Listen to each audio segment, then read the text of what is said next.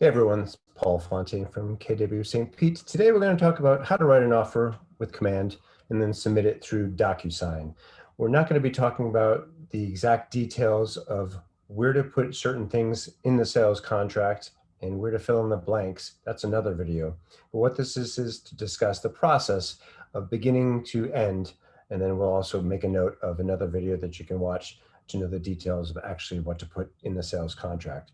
So hypothetically, your buyer goes out and checks out a house, says they like it, and they want to put in an offer. So I wrote these steps down. I can also send you this list also. The link will be in the YouTube channel description. But step one, obviously, is to go through any kind of sold comps that have sold recently in the past, say, 3 to 6 months that are similar to that property, and review those and send those over to your client so you can have a general idea of how much other similar homes have sold for in the area with the same amount of bedrooms, bathrooms, similar square footage, etc. So once you've discussed what price you want to offer with the client and discuss what the closing date and also deposit monies, then we can actually go to the MLS and start from there. So hypothetically, I'm just using this listing I just pulled up as an example, 2108 Auburn Street. So you want to print off this sheet so you have it in front of you because it has certain information that you'll want to be looking at, like the tax ID number and the legal description, as you can see down here on the bottom left-hand side. Also, you want to download any kind of attachments. The attachments are in this paperclip icon that you see here. I'll just click it. And so they have the property disclosure here and the lead-based disclosure. So you can just click on that and download those forms. And then you can put those into command. So both the lead disclosure and the seller's disclosure there. So once you've downloaded any attachments, there also could be a condo rider, things like that. You can upload that into command. So you have that in your room. Next, you want to print out the public record. I use this one, particularly this icon, the IMAP tax record. So you can click on that. And once it comes up, you can see that it has all the information on it, just good to have. Again, has tax ID information, who the owner is, etc. So print this out. Right here it says print this page. So you can print that out and have that with you. All right. So going back to, then go to command. You can log into your command. And then you need to add your customer to your database if they're not in there already. It really should be in there already, hopefully. But if they're not, you can click on contacts here. I'm just going to add a fake, add contact there. Just add a fake record. Put in the full name there, email address, fake record at Gmail. Whatever the email address is, you can fill in as much information as you'd like. It's always best to have a full name, email address, and phone number. But at least the name and the email is what you need for this particular purpose of this video. I always put tags on all of my contacts also. That's a whole different video. But you can just create here. So now the fake record is in your database. You can search for it. Pull up fake record, all right, so you can click on that. So now you have your fake record figured out here, and as you can see on the top right, we have different categories. So you want to create an opportunity, so click on the Opportunities tab here, and as you'll see, up pops the Create Opportunity button. So click on the Create Opportunity button.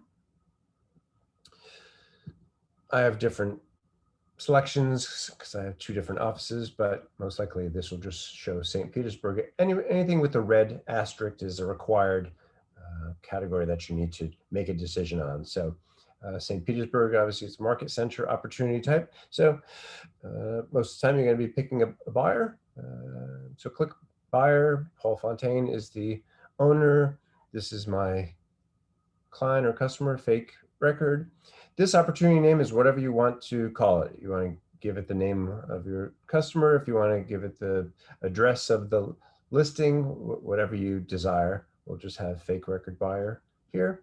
And as we go along, you can see the only thing that is blank, that is a red asterisk, is commission. Check out the commission for that. I think it was 2.25 low commission. So I have so many tabs here. So 2.25, you put that in there. This is already defaulted. And again, for the purposes of this offer, we'll just move forward and click create the opportunity. All right, so now you see that we have created an opportunity. So click on the opportunity that you created.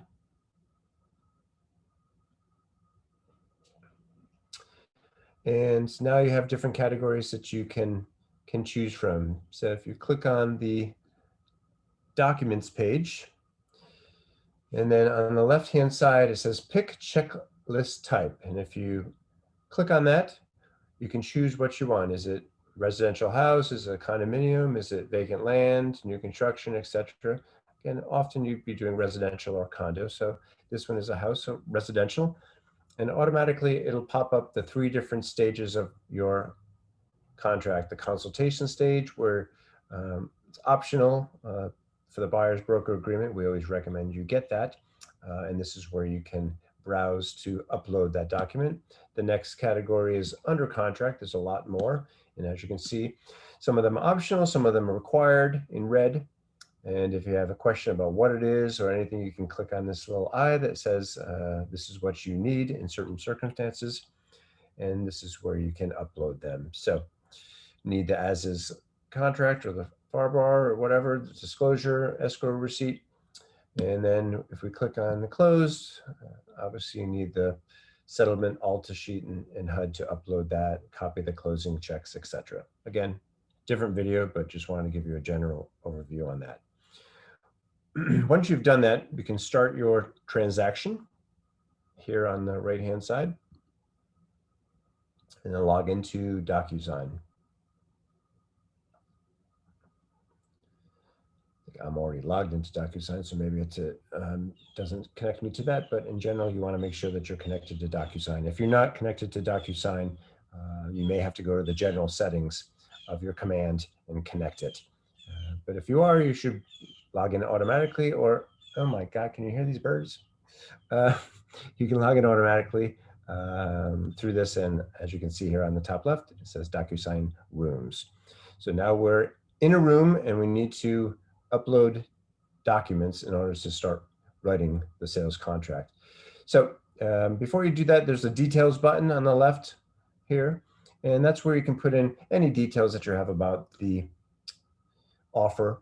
That way it'll pre-populate into your paperwork rather than you having to type everything. So you can click the top right button that's here, that's blue, that says edit.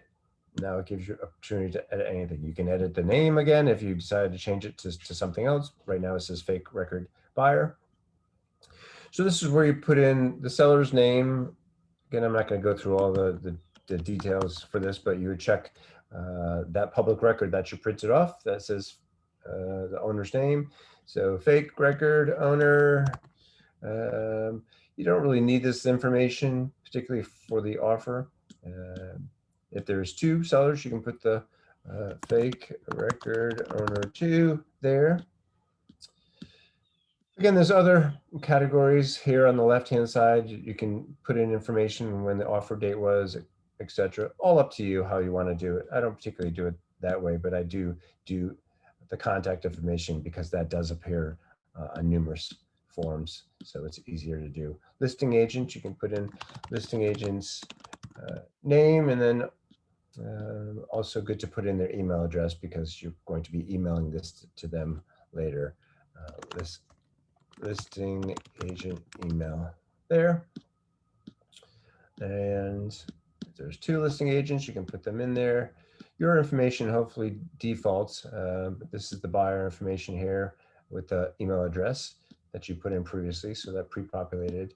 And if there's another buyer, put it there. And then lastly, your information, buyer, agent. So this pre-populates, but if it doesn't, you can put your information there. And then you can click on the bottom right is the blue button for saving. Listing agent name doesn't match. Yeah. Sorry, I've never done a fake record. So let's see who the listing agent's name is. Mark Lewis at Mark Lewis RE. Okay.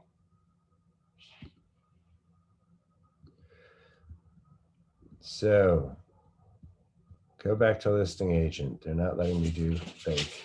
So Mark Lewis. Mark Lewis RE at whatever it was, Gmail. Click save. The room has been updated. Alrighty. So now again, on right next to the details button that we were just on, you can click documents, back to the screen that we were on. And as you can see on the top right, there's an add button. So now you want to add the forms that you need to utilize in order to write the offer. So click on add, and you want to select DocuSign forms. It tends to default to the Florida Association of Realtor selections, but just click that just to make sure that's what you're on. Again, there's different, I have different categories because I have a few different offices, but this is all in alphabetical order. It's just a ton of addenda that you can utilize for these purposes. Again, you know, the as is contract is what we'll use for that. If you need any other forms, you can just go through here. If you want the BBA, the buyer broker agreement, of course, it's not called buyer broker agreement under B, it's under E, just to make it challenging. So exclusive buyer broker agreement. And of course, there's a bunch of different versions also, just to keep you on your toes. So exclusive buyer broker agreement, probably transaction broker, most likely the one that you would be choosing. So why not? Let's check off that one. So you can check off whichever ones you want, and you can add forms later also. So this is not your one and only time to be able to do this. So once you've selected the ones that you want, on the bottom left blue here is add selected. So click add selected and they'll pop up in your room. So there they are, as is contract and the BBA. So we'll just deal with the as is contract right now. So if you want to open it up, you can just click anywhere here. Don't click the top left because that does something differently. But if you do, you can just press the back arrow, but just click here to open that up. And then you can begin writing your sales contract.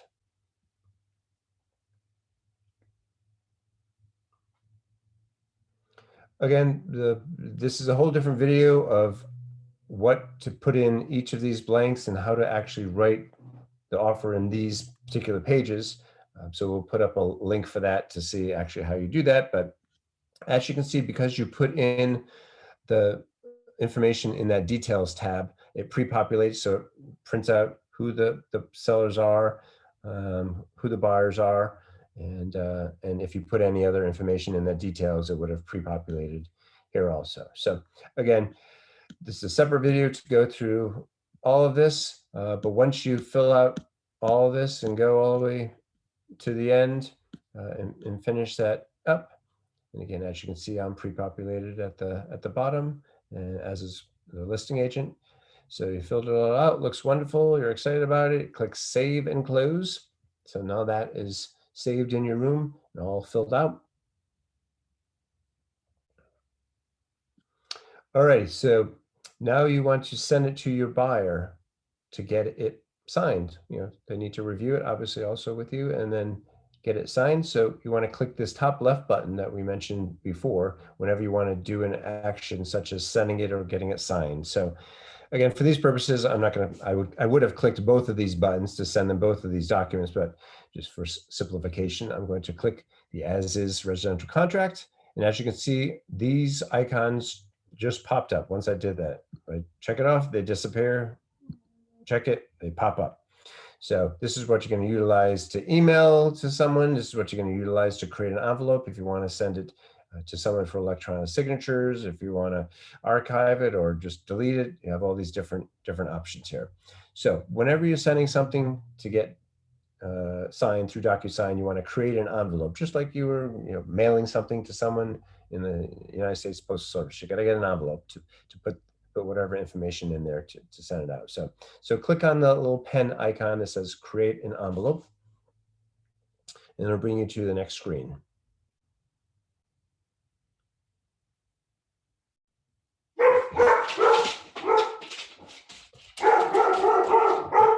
And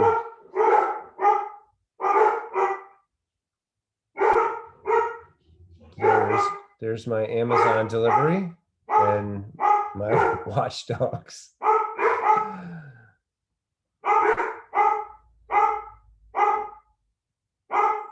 Oh my God, it's just a delivery.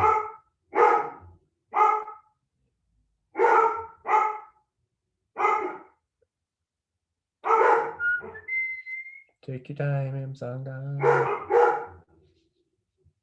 guys. He's coming. Here he is. Here he comes. Putting it on the steps. Okay, terrific.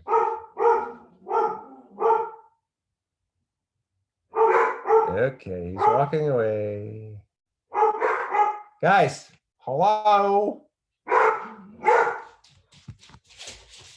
Oh my God. It's gonna be okay. I know.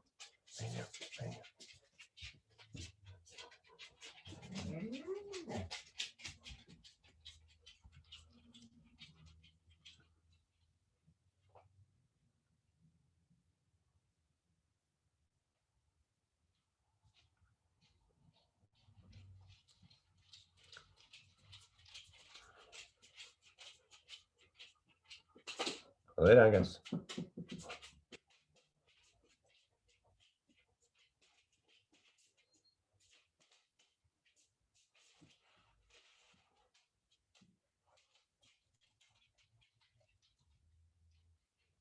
Okay, now that you're in this room, you can go down and choose who you want to send it to.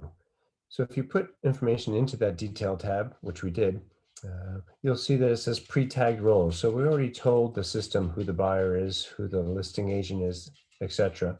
So that's one way of doing it. You can also just choose room participants and it'll give you different choices. Or if you just want to put in someone's email address that's not in any detail tabs, and you can do that also. So if it says pre-tagged, I usually just pick that. So buyer one, I'll just choose the fake record there, and that's the buyer one. The seller, I'm not having a seller sign anything because I'm not on the seller side. So that's the only person that I need to sign is my buyer. So once you click that, you click add selected, and they'll pop up. So this says, as a sender, you'll automatically receive a copy of the completed envelope, and this is the buyer that needs to sign their name and their email address there. If you need to add anyone else, you can just click that again. But for the time being, I just have one buyer, and he or she is going to sign it. So this is the email subject line. It already says, please DocuSign as a default. If you want to change it to something else, you can do that. Here's the email message that will go with it. Traditionally, I will write, hi, fake record dude. I'm excited to send you this offer for your house. Always be excited. They're excited, so make sure that they're excited. They're also probably super nervous and super scared also, because it could be their first purchase. But even if it's not their first purchase, it's still a lot of money and a big decision. So you want to reinforce the decisions and be excited. So I'm excited to send you this offer for your house. I also like to say your house because it makes it start thinking that this is their house. And so hopefully they won't start freaking out later on and decide not to buy the house. So when I talk to sellers, I talk about the property because it doesn't sound like your home anymore. And so for sellers, it's easier for them to let go when you call it the property. But when you're talking to buyers, it's good to call it your house. Anyway, so I'm excited to send you this offer for your house.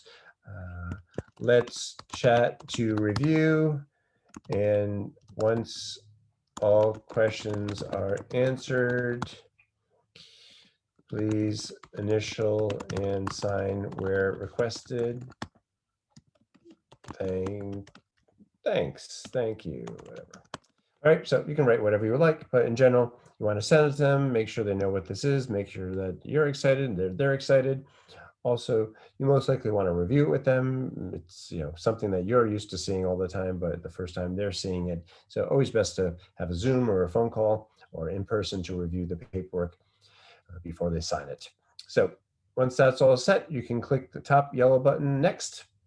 Now it'll actually bring up the paperwork with the predefined initials and signatures into DocuSign.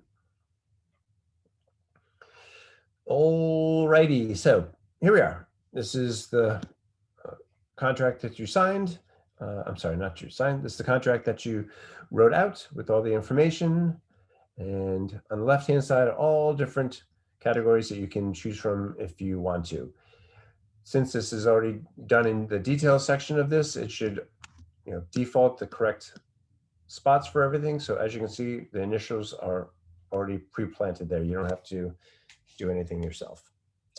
So just as an FYI, if for some reason you wanted to add another initial somewhere or something was missing, you can just go over here to select whatever you want. If you want an initial, just click and drag it, and I can just drag another one anywhere. If you change the time of acceptance to something else, you need your buyer's initials, you just click and drag it and leave it there. Now they need an extra initial. If you don't want it, you can just click and drag it back there and throw it in the trash. If you want an extra signature, you can do the same thing.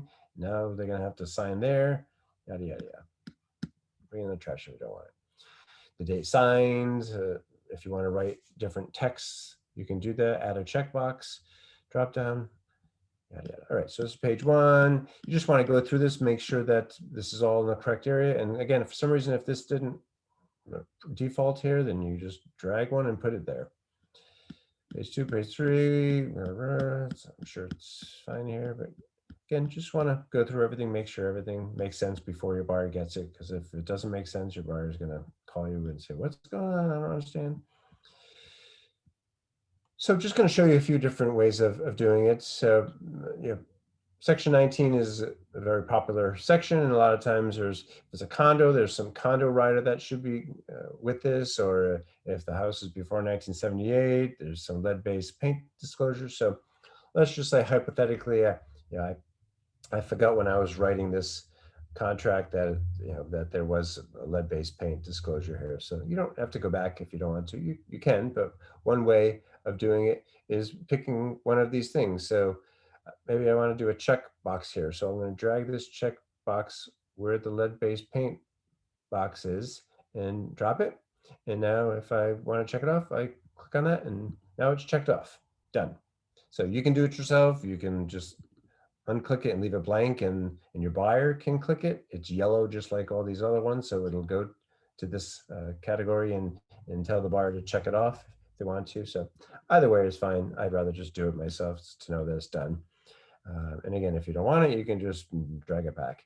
Also, if you come here and say, oh, I meant to write that I want to make sure that the seller has closed all the permits, yada, yada. You can click the text box here and write whatever you want. Now it's kind of small, so you can drag it in the corner, make it as big as you want or small as you want.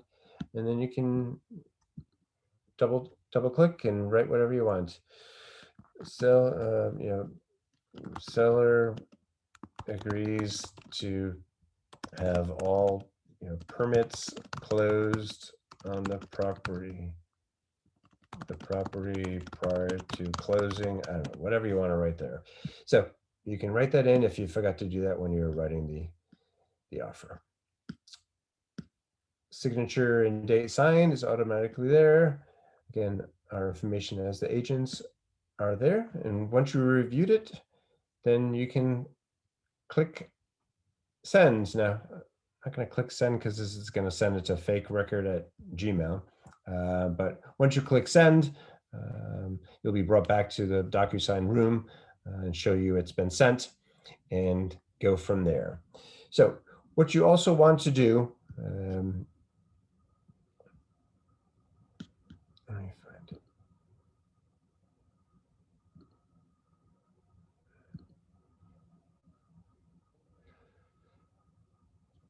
So back in this fake record in command, let's go to the transaction.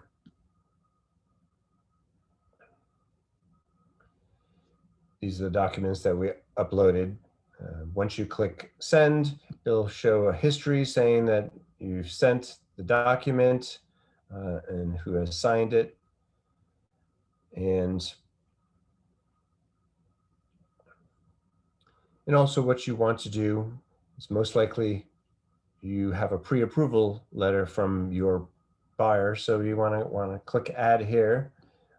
Possibly you downloaded it to a computer. So we were downloading DocuSign forms here, but as you can see right above it is computer. So you could just click computer and then just find where that document is in your downloads in your computer. And you can upload that into your room because you're going to want to send that pre-approval letter with the contract to the listing agent. So hypothetically, if I upload the pre-approval letter, that would show up next to this here. I would click on that. I would click on the as is contract. I would click on the exclusive buyer contract. Actually, I'm sorry. So the pre-approval letter would appear here in a graphic.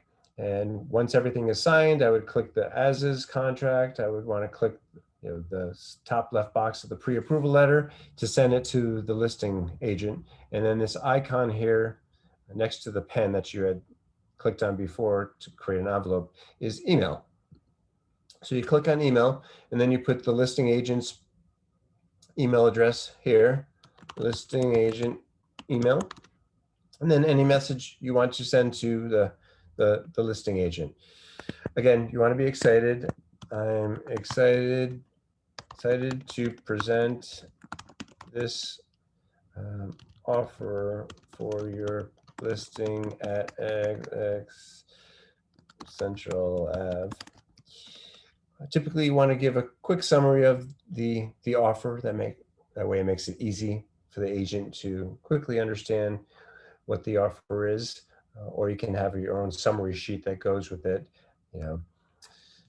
Price is X, closing date is X, deposit monies X, typical mortgage and inspection, I can't spell today, inspection contingencies, etc.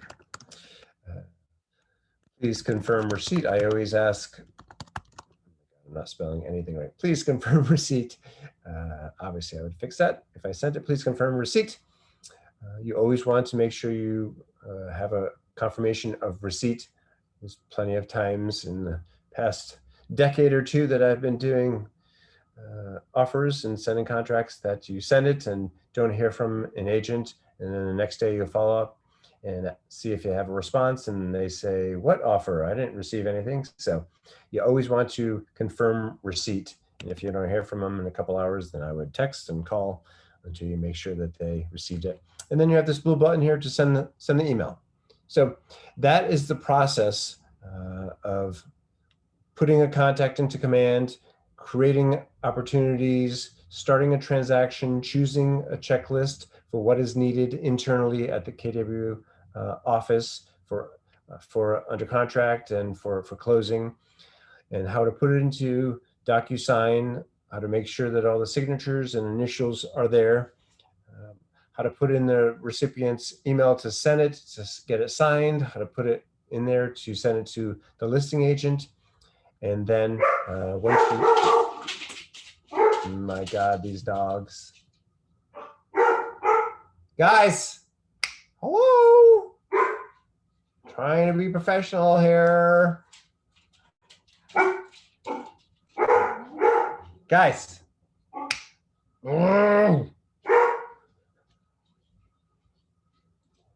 It's literally the neighbor. Like, it's just a neighbor. I'm almost done with this. All righty. So this is the whole summary of how to do that. And as I said, you can go into the history in your DocuSign room to see anything, what has been sent, what has been signed, who has opened it, who has viewed it. You're most likely going to be getting emails with that same information also. So just be on the lookout for that. And then once you've confirmed receipt by the listing agent that you've received it, congratulations, you have written and sent and submitted your first offer. Congratulations, fingers crossed. Hopefully it works out for you and the buyer. Have a great day. Any questions, call Paul St. Pete at Gmail or pfontaine@kw.com. Thank you.